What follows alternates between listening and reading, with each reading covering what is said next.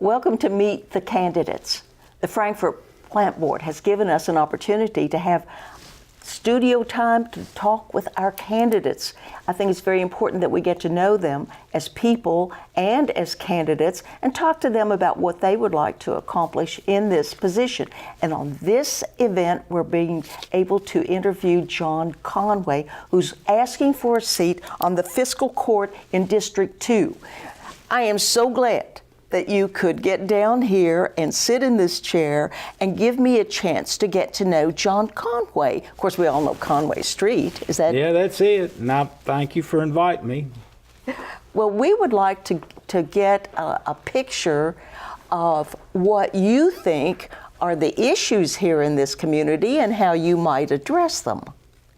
Well, I was the second one to file for magistrate, okay?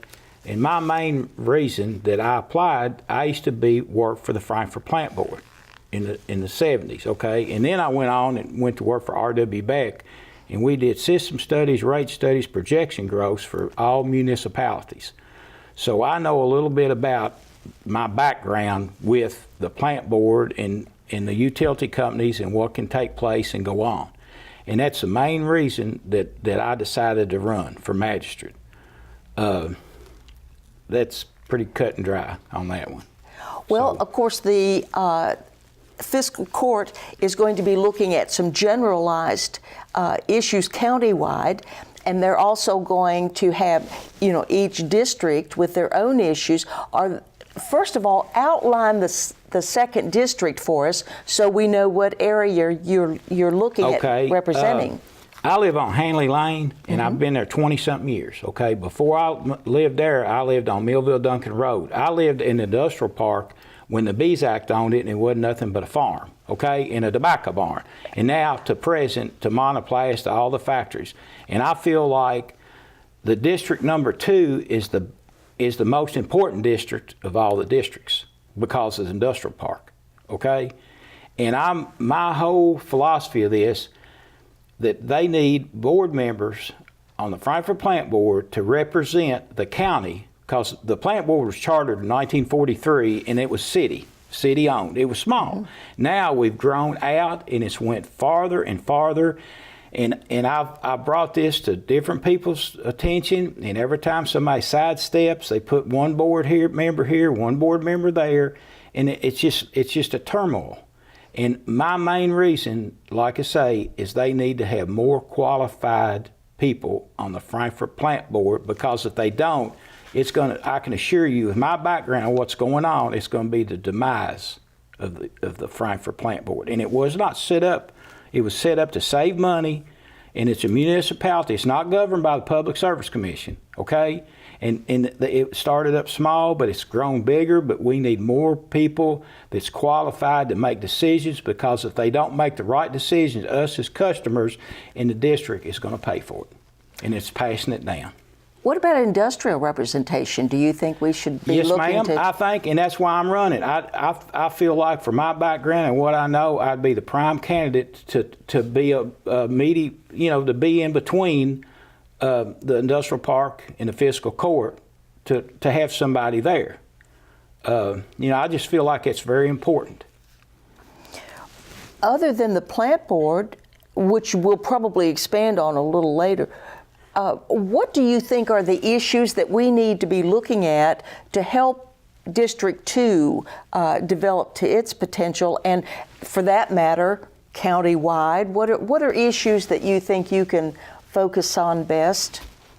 Well, I can focus on one issue. When these companies, and when this city commission and stuff, when they sit down there and do this and do that, and they can't figure out who's going to be what and do where, and you take these big companies that come in here and they see that's not good. I mean, they're spending millions and millions of dollars to come in here, and if we're in a turmoil on who's going to do what and this, that's a liability, big time, to any incoming industry. And how do you think you might convince them to do things a little bit differently? What suggestions would you have to them for approaching that in a different way? Well, back to where I started. We need more qualified people, more qualified candidates on the plant board, and they need to be in the county as well as in the city, because like I say, there's a big difference in 1943 and 2018. So There's been a lot of interest in the Frankfort, Kentucky distilled branding campaign, promoting city development with that. Do you think that the county should make a strong effort to participate in that, to use that, to have that as a focus of development? By all means. My mother retired from National Distiller. She worked 37 years there. Back then, the best jobs in the county was working for the distillery, working for the Frankfort Plant Board, and that was it. And she put us through school and everything, and she was dedicated. And now with all the on-board bourbon and stuff, and I told Kelly, Everman? Kelly Everman, she was talking about setting it aside and naming a bourbon trail, okay? And my suggestion was, I've had people, I do business all over the United States and Canada, okay? And all people come to Kentucky and want to see this.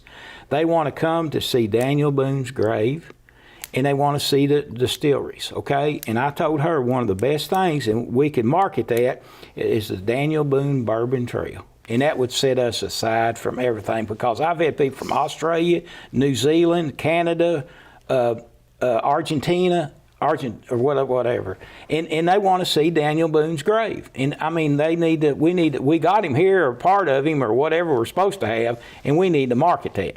Does that sound okay? And you think we could incorporate it? Yes, ma'am, by far. But back then, when my mother worked distillery, the bourbons was the best thing in the world. And like I say, this taxation, when they started taxation bourbon, the horses, I deal in the thoroughbred business, and they just took it out. And it's a state, it's a federal, the taxes, and everybody's in it to make a buck. It's like a Japanese come in here and bought out all of Blanton Distillery. You've heard that story, hadn't you? Mm-hmm. Yeah, that's pretty interesting. So, well, that kind of brings us to budget. I mean, if you're talking about the taxes that it can bring in and that sort of thing, the budget can sometimes have its major problems. Have you had a chance to look at that budget and see, for example, the pension crisis is going to have a heavy impact on that budget? Do you know how we might address that particular issue? I'm not really familiar with the pension program, but I can tell you something that I think they've bypassed for years that we need to address. Is you take all these state-owned private business that rent out to the state, and they're private and they rent them back. Mm-hmm. They don't pay taxes. These businesses that come in here and rent back to the state, they need to pay taxes just like everybody else. And to me, if they could collect the taxes, that's a whole nother issue, and that's a lot more money the state. And I'm not saying this to be derogatory, but you always heard there's a right way, the wrong way, and the state way. Well, this would be the appropriate time, I think, to bring up some of those issues and say maybe we need to take a new look at them. We need to address them in a different way. By all means. Yeah. Now, one of the other things that's been heavy duty in the news lately is down at the Capitol Plaza area, where they demolished the tower, and the convention center, of course, is gone. It was gone before then. I'd like to know how you feel about the development of that area, if the county should be involved in that, what you think might be an appropriate development. Should we replace the convention center, or should we try a different form of development? That sort of thing. I think the county should be involved just as much as the city, because it's in the county, it's in the city. Okay. Now I'm going to tell you my history with the tires. Okay. In 1970, is the late 70s, we had the worst ice storm there ever was in Frankfort. It was 20 below zero. There's a transmission line that was on Fort Hill, and it went down over top, and it came into that substation down there. Warner Keynes is a good friend of mine. I work for him. He sent me down there, and what it is, when the ice hits those lines, they weigh them down, and they'll hit those insulators, and they break, and it's just a ripple effect. And I'm looking at Fort Hill, and I'm looking at that substation, and we didn't have four-wheel drives back in. I'm saying, how in the world am I going to get up that cliff or come back the other way to do that? So I got to looking at the towers. And I said, you know, if I go to the top floor and go all the way to that back side, I'll see that. So I went all the way to the top floor, and thank God, my mother, her neighbor was Miss Seymour, and she worked there. And I walked in there, and I said, Miss Seymour, and she knew I worked for the plant board. I said, I need to look out this window. And there was a guy sitting there in the chair, and he said, do what? I said, well, we got a transmission line down there. And boy, he jumped up out of that chair, and he said, you do what? And I said, it's been down for a week. I said, we backfed it back through the, another direction. And of all the offices I went to, I had to pick the Public Service Commission. And thank God the Public Service Commission is not over a municipality, okay? Because oh boy.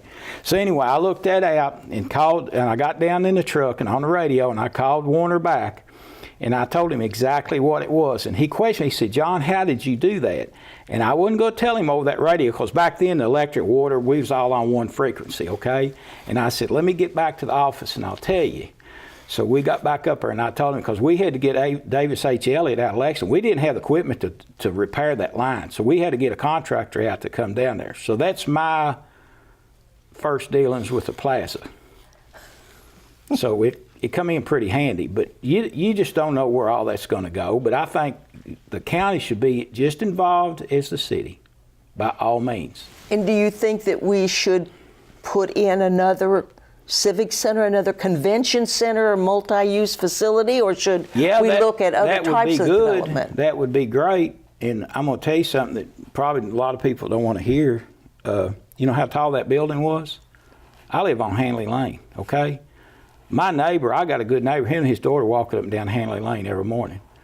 And he was telling me, he said, John, he said, that sounds like somebody with a hoe ram taking rock out of a hoe ram just. And I got to listen to that. I said, that sounds like fireworks. Why would somebody shoot fireworks? And you know what it is, come to find out? The state police shoot all the way down to Benson Creek behind the city garage, okay? That noise, that building was actually a barrier. It was a sound barrier for the acoustics to hit that. And that gun range is like a megaphone that's coming right out Benson Valley, going right up the river, and we can actually hear that now on Hanley Lane. Now, boy, that's oh God, a lot of people don't want to hear that, but that's. Well, they're not going to replace the towers. No, so. I know, but I'm just saying now that they missed that one, didn't they? On that one. That was They need to put it back taller than what they had it, I reckon. No, I'm just kidding. But I think, to answer your question, the more people involved with that, the better off you are, but you can get to a point where there's too many people involved and you're not going to get anywhere. So do you have thoughts on whether it should be city, county, state, private, or portions thereof? How? I'd have to really put thought into that and put a pencil to it, or a little more detail. But I think the county and the city and the state, everybody, they need to work together to put something back that's going to work. I mean, we don't need another building tore down like that down the road again, because that's a lot of money. And an old guy told me, he was very smart, and everybody in this town, he said, don't spend it if you don't have it. Well, now that is the key to this. And do you have a feel yet for that budget to know what things we might be able to continue doing and where cuts might need to be made? And that's a question that really I can't answer, because I'm not that familiar. I'd have to, like I say, look at it, and you give me the numbers. I've run numbers forever. You give me something that I can sit down and put some thought into, I could probably answer that. But I just have to sit down and study on it. I have a question that came to me totally out of the blue. I have no idea where it comes from or why, but I was asked to pose the question to the candidates here. Are you for or against expanded Sunday alcohol sales? Oh, boy. Or do you just simply not have an opinion on that issue at this point? I really don't have an opinion on that, because I don't want to go there. Just some people want to drink on Sundays and some people don't, and Oh, that would open a lot of questions. Well, what I would mainly like to get to is a chance to get to know John Conway and how he sees issues here and what we should be looking at, some things that we've probably totally overlooked to this point. What issues do you want to bring to people's attention? Listen, my main issue is that when I worked for the Frankfurt Plant Board, it was like a family. There wasn't a better place to work, like I mentioned, than the distillers, or you work for the plant board, okay? Warner Keynes, the day I met him back in the 70s, is the same person I met today. He was by far, he was one of by far a general manager, okay? I just want everybody to know, everybody keeps saying he retired. Warner retired. Warner Keynes did not retire. Warner Keynes was pushed out, he was voted, and they voted him out. Now I can tell you where it goes back to, okay? I worked for the plant board, and we had down there at the office, right behind that was an old funeral home. And back behind it, so they tore it down, we put a parking lot in there, okay? I'm not gonna name names, but he worked for the plant board, and he was always an instigator, but he did it in good humor. Every time he would come down there to park, he would park in the mayor's parking spot, okay? Our mayor's Bill May, if everybody knows, Bill May. So anyway, he would have to come and he'd see somebody in his parking lot. He'd have to drive around the parking lot to find a place to park, which anybody, a normal person would find a place to park, So after this went on for a couple times, I'd say he got a little aggravated. So he called Keynes up, Warner, and said, "You need to come to my office." And Warner's as good-natured as he is, he started laughing. He said, "Bill," he said, "we own the parking lot. We tore that down, and I was there when they did it, okay?" And Bill said, "Well, you need to come to my office." And Warner just laughed at him. He said, "No." So that started a little bit of, animosity. Okay, so every time Bill Mays put somebody on there, he put them on there and this and that. But I'm just telling you, this is fact that Warner Keynes did not retire. He was pushed out, and it was due to the same. This has been going on for 8 to 10 years. It's due to stacking the deck and rubber stamping people to be on the board. And I'm just telling you, the plant board, since Warner's left, they approved this building over here, $17 million building. Well, a lot of people don't realize this. They was warned by the finance company not to use Marilla. GRW at the time was not an architectural firm. They handed them an open checkbook. They've run up $17 million. And what's so funny, and I made the comment, here they did all that for $17 million. Why are we sitting here? They need to be over in that building. They missed the boat on that. But the worst part of it, a good friend of mine, his name is Frank Shelton. They still owe him over $500,000, and he was a subcontractor, and he can't get it. Now, how many people can sit in Frankfurt and sit on that kind of money? And back when Warner Keynes was here, that would have never happened. That by no means. And just like, here's what I say. And I know people that's worked here. They retired. They're all leaving. I know I know Herbie Bannister, John Higginbottom, okay? We can't lose any more people like that that's here, okay? I know Hans Bright and Vince Foster, they do their job. Leave them alone. Don't get in a smear stuff back and forth with all these meetings and stuff, because it's not helping anybody. But we're going to pay for all this. That building over there in Tanglewood, it's going to be passed to the customers. And my kids are going to be paying for it for their lifetime. We just don't need that. So here's my philosophy. If they can't take care of a future employee, they can't take care of a present employee, and they can't take care of a lifelong citizen like Frank Shelton, that tells me all I need to know about the board members and how they counteract with Frankfurt. And I've lived here all my life. I left one time to go to work in Phoenix, Arizona, and I got homesick and I come back. But of all the candidates, I'm the only one that's worked for the plant board, worked for consultants. I've actually did transmission lines for Kentucky Utilities. We did road improvements for Kentucky American Water. We need to stay the way we are, but somebody's got to save the plant board, because it's like a runaway train, and we're trying to find the brakes. And do you see a way that the fiscal court could have an effect on that? Exactly. They need it ASAP. We need to put people on that board. in all this turmoil that's been going on, and Bill May rubber stamps these people and put them on there, we're going backwards. We're not going ahead. We're going backwards. Okay? And I'm not saying anything bad about anybody, but when you look at the past, 8 or 10 years back, and the way we're going, and somebody said Mayor May's got 2 more years. The plant board, the way they're going, they might not have 2 more years if they keep all this up on down there. So my whole thinking is, when you have something broke, you need to recall it. We need to recall the mayor. If you have other thoughts of things we should be exploring and talking about, now would be an appropriate time to do it. Oh, God. Here's a good one. And I don't know if I ought to say this, but, we've had controversy. Everybody's wanting a city-county merge, okay? Mm-hmm. Everybody it comes up periodically, yes. is against that. And I've been told not to bring that up, but just the way things have brought out, we just don't need any more excitement than what we got, okay? Is that add up? No more excitement. And anyway, when you take somebody that's actually working for the city and they're running for magistrate for the county, to me that's a conflict right off the top, whether they leave or not. But they need that in writing, that somebody's going to quit, whether they're working for the state or the city, and they're running for a magistrate.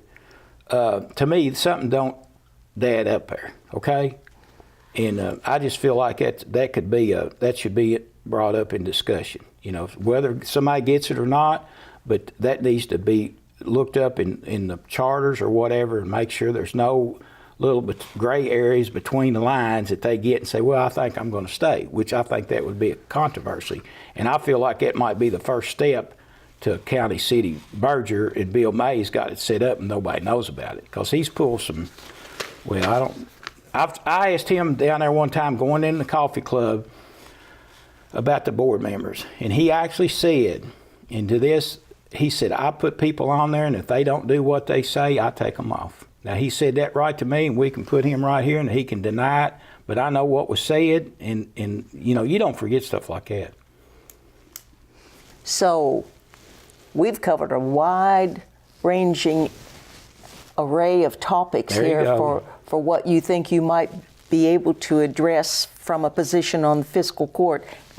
Is there anything we haven't gotten in there yet? Well, here's the thing. If people know me in my integrity is to the most, and I'm not a politician, okay? I'm running for a reason. And a lot of people run for political, whatever, and they're running for the money. I'm not running for either one. I'm running for a cause, because if we don't get a hold of this plant board and what's going on, it's going to be, like I say, it's going to be the demise of the plant board. And anybody that's out there that's watching me, I want an honest vote. If somebody believes I can benefit and help them, I want an honest vote. I'm not out to get a crooked vote, okay? And all I'm saying, when you open up your utility bills, and they've been high this winter because of the bad winter, okay? But when you start opening them up and they're the same price as what they are now, you need to think about that and who you're going to vote for. Because I had a little girl tell me her utility bill was higher than her mortgage bill. I had another person tell me that she had to take a part-time job to pay the utility bill. And then I had another guy, and he's a nice he be. He said, John, I don't understand this reusable energy or this using this and this. I said, listen, they're down there. Hans and Vint and David are trying to do the best they can do. They're trying to save people money in this town, and that's what they're there for. Leave them alone. Let them do their job. Don't get in there and start saying this, and this. We just don't need any more of the young and restless on TV, and that's what I call it. Well, now would be an appropriate time, John, for you to look directly into that camera and tell our viewers why specifically you are the best candidate and why you are asking them to vote for you on May 22nd. Well, like I say, if you open your electric bill and you get shocked by what it is, that's forthcoming, because it could be like it every month, okay? And I'm running to try to do the best I can to put the proper people to be on the Frankfurt Plant Board in the county plus the city. But we need qualified people on there to make the right decisions, because in the past, they've been rubber stamped, they've been put on there, and they've made bad decisions. And every time they make a bad decision, we're paying for it. And it's going to be down to the customer. It's going to be handed to my grandson. I mean, this is going to be generation after generation to start paying for the, like you say, that new building, Tanglewood. And it's just an array of bad decisions, you know, and that's my major issue by far. And I'm the second one that applied. And like I said, and that's what and now there's 7 of us. And anyway, I fool with mules, old mules. I'm 3rd generation. And I told somebody they got a big kick out of it. I said, I'm in a horse race and all I got's a mule. And I hope the only way I'm going to win is slow and sure. Maybe they'll all break down before we get to the finish line. Thank you very much. This has been our opportunity to get to know a little more about John Conway, who he is as a person and as a candidate. And I want to remind you to stay alert for the candidate forum on April 26th down at the hotel. Participate if you possibly can. Submit questions if you have any. And by all means, join us for the live election return coverage on May the 22nd. We'll be coming to you from the county clerk's office. We'll bring you those numbers as soon as they're available. And to cast your vote in as informed a manner as possible, make sure you come back here for Meet the Candidates.